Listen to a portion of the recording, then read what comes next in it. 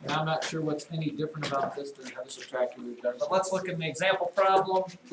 8 2/3 minus 5 3/4.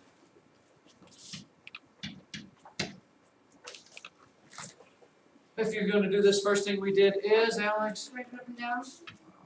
have I mentioned that before, or did you just guess? I suppose this means you're going to end up having to reduce at the end or something here. Second step is to, Caitlin, Find which numbers the mean we're going to.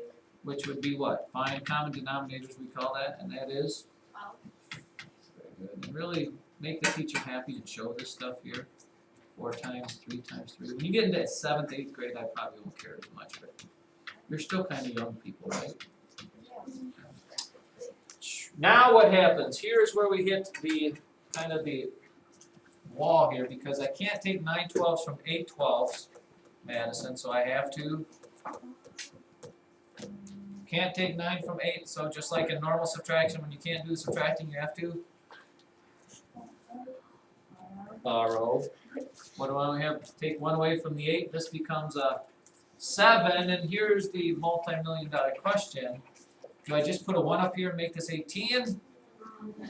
No, Kayleen, You add 12 and 8 and then 2. you add these two numbers together to get your new top number, which would happen to be 20. Do you want me to go why that is again?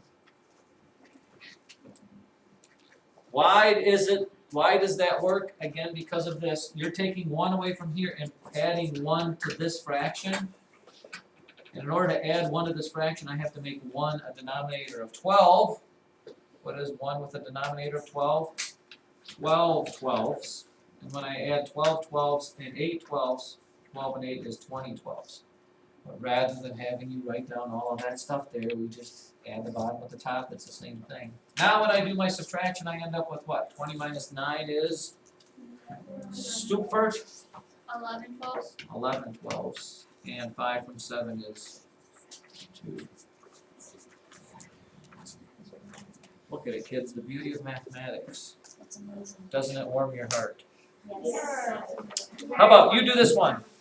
6 1/2, 3 5/6. 6 1/2 minus 3 5/6. You're on the clock. Tick tock. Tick tock.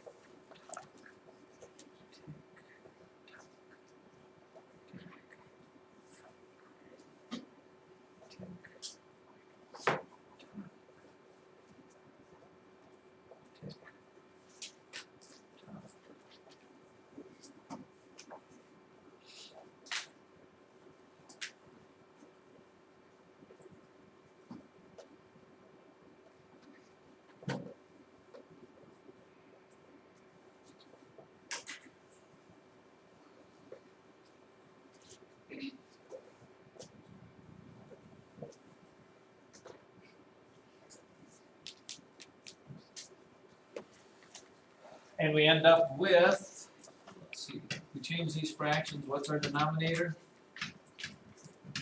6, yes? Yes. Times 1 is 5 6. 1/2 becomes what? How many sixths?